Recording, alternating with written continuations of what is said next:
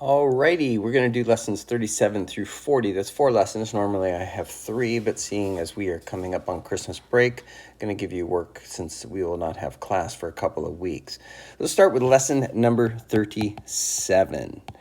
This is the concept of equations in algebra. So let me give you the definitions that I use, and it will help you much. I didn't learn this when I was doing algebra. I just kind of went along and said, if I see this, then I do that. In other words, you see something and then you follow a set pattern when you see it. I didn't really understand what was going on, so I'm going to try and give you this concept of an equation. Equation is based on this word here, the first part of it, equal. And if you remember the scales of justice, which you will see over the Supreme Court, you will notice that in Lady Liberty's hands are a scale. And so the idea behind these scales is that you would basically weigh something. You'd put something on one side and you put something on the other side. And so in this case, in the United States, these scales of justice are supposed to be blind. That's why the lady is wearing a blindfold. The idea is that we are not going to put our hand on the scale if somebody's rich or somebody is related to the judge or anything like that. We're going to just make sure that it is fair, that it's equal. Well, that concept of equal and that concept of balanced scales really makes you able to understand algebra, I think, a lot better. And so when you see equations, you're in your head, you should be seeing the term equal. And when you say equal, what you're saying is that this side here is going to be the same as this side here. So if you see an equation, you're saying, say 4 plus 5 equals 9. That's a very common one that you would do in first, second grade. You wouldn't write it like this. You would just say, what's 4 plus 5? And the kid would say 9. But what you're saying is that an equation is if the left side and the right side are the same or equal or equivalent, you would say that that's true. A true equation is an equation. There are some equations that are not true. So, for example, you could say 4 plus 5 equals 7. That's not true.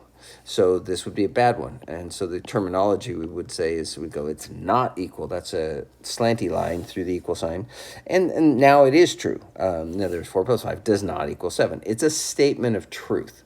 Okay, so now with that in mind, let me explain what this does in this concept of algebra.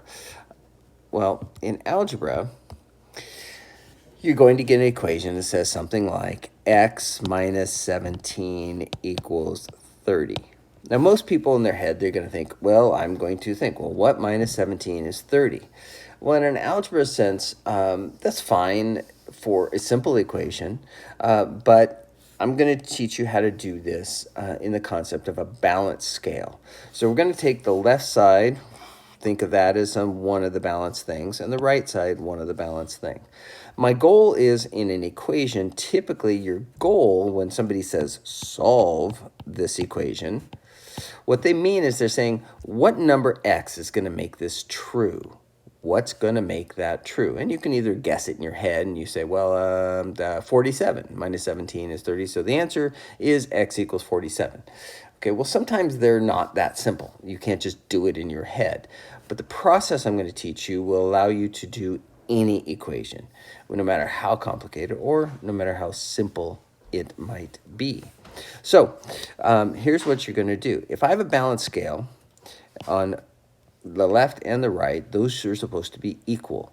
Well, if I want to equal them, or if I want to keep them equal, I can do things to them. In other words, think of a balanced scale. I could put weights on the left, put a box of crayons on the left, and what will happen is that this will get heavier. But if I put the same box of crayons or a similar box of crayons that's the same size, and I put it on the right, then this side will go down and it'll end up staying equal. So whatever I do on the left-hand side, I can do on the right-hand side and it will stay equal. That is also true for an equation. So here's what I want to look at. My goal is to find what 1x is equal to. That's my goal. Okay, so I'm going to just look and see, well, what do I have to do? I look at this equation, and I look at the left side, and it's got the x on it, so it's a start. It's on the left side. What do I have to do to it to make it the same as the right side without messing it up? So I have x minus 17 equals 30. Well, here's what I could do. What if I added 17 to the left side? Well, what's negative 17 plus 17? Well, it's going to be 0. So all I'm going to have left is 1x. Well, of course, that messes up my whole concept of balance. But if I add 17 to that side, I haven't adjusted my scale at all. I've kept it balanced. So this side, that becomes 0. This side becomes 47, or 1x, and typically we don't even say 1, we just say x, is equal to 47. So this is a way with the balance scale, rather than thinking in my head, well, 47 minus 17 is 30, I actually just did something kind of different as a way to do it. I'll do a few more examples of this so you can see what's going on. And this is a huge principle in algebra, and it will drive everything. So let's pick some easy ones again. Let's say I have x plus 6 equals 12. Well, you know the answer is 6. Okay, forget the whole you know the answer is 6 thing. Let's look at it as, what do I got to do to the left side to make it just x equals something? Well, if I subtract 6 from that side, well, what's 6 minus 6? 0. So I end up with just x. But I have to subtract 6 from that side. Well, what's 12 minus 6? 6. So x is 6. And that makes perfect sense. This is how you do it in algebra. Because it doesn't matter how complicated the problem is, that's what we do. We just keep it balanced. So I want you to do it that way, rather than thinking, oh gosh, golly gee whiz, what is the answer? So for example, let's give you a different one. 2/7 plus x equals 5/7. Well, again, I can kind of do it in my head because they both are sevens, but I'll just, what if I subtract 2/7 from both sides? Subtract 2/7 from this side, and those will go away. And I'll end up with just x equals, well, 5/7 minus 2/7 is 3/7. Again, this is a fraction one. Not too bad. I'm going to show you some complicated ways to get to there as time goes on, because these are very simple questions. And that's lesson number 37 is going to stick with simple questions. Okay. Now I'm going to move on to lesson number 38 and 39, which are not quite as simple. And I'll come back to lesson 37 last. So lesson number 38, 39 are, lesson 39 and 40 are dealing with more complicated questions. For example, fractions. So first thing is, let's say I have x plus 1/2 equals 3/4. Okay, this one's a little bit harder to do, but it's not that hard because we're used to dealing with half, like half a dollar is 50 cents and 3/4 is 75 cents. So you can kind of do it that way. Here's another way to do this. Again, the solution is I just subtract a half from each side, and those go away, and I get x equals, well, 3/4 minus 1/2. I need a common denominator. 1/2 the same as 2/4. So 3/4 minus 2/4 is 1/4. Okay, that's a nice fraction one. Okay, well, what if you have a problem that, let's say is going to be like in lesson 40, where you have 4x equals 12. Again, in your head, you just said, well, 4 times what is 12? Well, 4 times 3 is 12. The answer is x is 3. Okay, I'm going to do it the balance scale way, rather than, notice there's no plus signs, there's no minus this, so I can't add something to both sides. My goal, again, is to get 1 times x equals something. Well, here's what my goal is. So I look at this thing and I say, if I've got a number times this letter, how can I make this a 1? Well, the answer is, what if I divide it by itself? What's 4 divided by 4? The answer is 1. But again, on the balance scale concept, I have whatever I do to the left side I have to do to the right side. Okay, so 4 over 4 is 1x. See, 1x. And I usually don't write the 1, so x.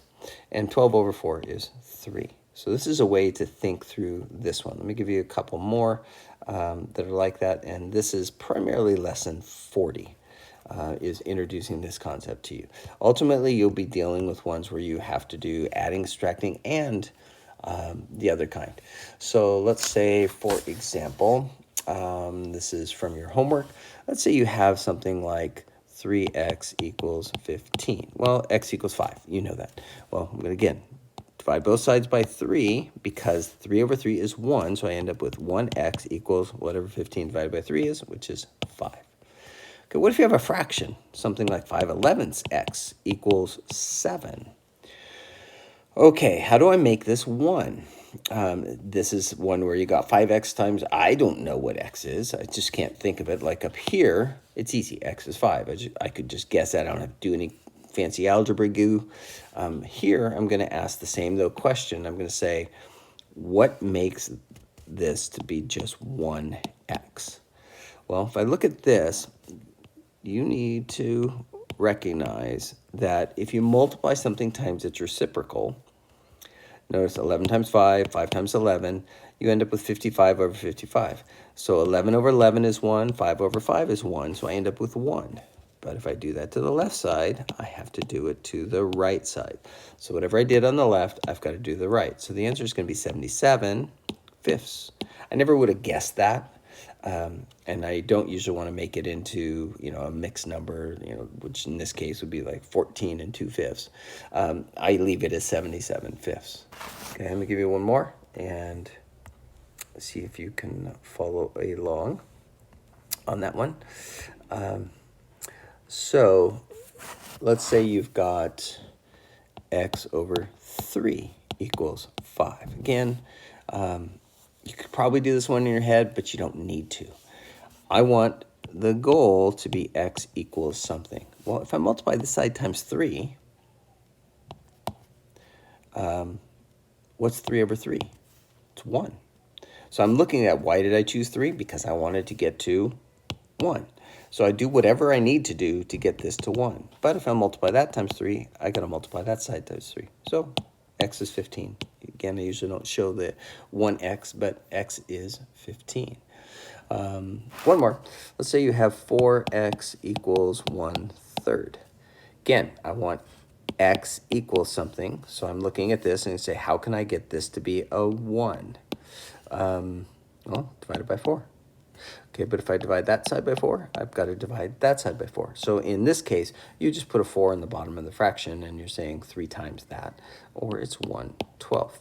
Again, you normally wouldn't be able to do that in your head, but just by following the simple, that has to be a 1. Whatever I do to this side, I got to do to this side. You're in good shape. Another way to think of that one, if this helps you, I'm going to give you a second way to think of it. Is same problem, 4x equals 1/3, is I can say, okay, what if I multiply this time 1/4? Okay, again, those will cancel, and I'll end up with x. Multiply this times 1/4. Perhaps that makes it a little clearer on why this is 1/12. The previous example, I didn't show the 1 on the top. I just put the 4 in the bottom. Okay, so that is how you do lesson basically 37, 39, and 40. Those are those problems. Okay, so I'm going to go back to this interim thing, which was in lesson number 38. So lesson 38 is introducing you to this concept of rectangular coordinates, which has something to do with what we're going to follow through on, but we're going to introduce it just kind of as it sits on itself. Rectangular coordinates are a two-dimensional way of showing where something is. It's what we call a grid. It's called a rectangular, or in math speak, it's a Cartesian coordinates system. Cartesian, again, dead Greek guy. You don't care. It has 1, 2, 3, 4 spaces. We call these things quadrants. We typically show these as numbers. Going to the right is 1, 2, 3, 4, 5. Going this way is 1, 2, 3, 4, 5, -5. So it's -1, -2, -3. Down is negative also. So that's -5. And up, 1, 2, 3, 4, 5. Up is +5. So the first thing is just what we call where are stuff, locate stuff. So for example, let's say I wanted to find 3, 2. Okay, what does that represent? Well, this line going to the side, think of it as the x's. That's the x line, the flat line. The lines going up and down is the y line. So we typically show that with a little y here. So if I want to know 3, 2, what that means is if I take on my x and I go over 3, 1, 2, 3, and then I go up 2, 1, 2, this right there is 3, 2. That's where that's located. Okay. In this quadrant, all of the numbers are going to be positive, positive. So that's +3, +2. Over here, let's say I have -4, 1. Well, I'm going to go 1, 2, 3, -4, then up 1. That spot is -4, 1. Okay, over here, the x is going to be negative, but the y is going to be positive. Down here, let's say I've got -3, -3. Well, I go 1, 2, 3, negative, 1, 2, 3, negative. That's going to be that spot, -3, -3. So again, in this quadrant, it's going to be both are negative, the x and the y. And then last one, let's say I give you one over here. That's going to be 5, -2. Well, I go 1, 2, 3, 4, 5, and then I go down 2, 1, 2. That's going to be 5, -2. So in this case, the x is positive, the y is negative. And so what you're doing in lesson 38 is just getting used to this. We actually call this one here quadrant 1, quadrant 2, quadrant 3, and quadrant 4. And that's what we do. And so we will be using those, dealing with equations, believe it or not, as the next month or so rolls forward. But this is lesson number 38, is just locate the dots on a graph. And it's either going to be, they'll give you a graph and you've got to find it, or they'll say draw a graph. So they'll say, for example, make a sketch of -4, -3. Okay, well, okay, so you draw your x, the little arrowheads there, and your y's. And so this is positive. So I look at these numbers and I go, well, this goes up to 4. So I'm going to go 1, 2, 3, 4, 5. And it goes up to 3. 1, 2, 3, 4, 5. 1, 2, 3, 4, 5. 1, 2, 3, 4, 5. So I make my marks based on what I'm trying to find. In this case, it goes to 4 and 3. So it goes -4, 1, 2, 3, 4. That's -4. And it goes down 3, -1, 2, 3, down 3. So over 4, down 3. There's my dot. That's -4, -3. Okay, and that's the spot. And so that's your homework, all that you'll need to do on these. Anyway, I will see you later. This will be your homework for the next time, and good luck.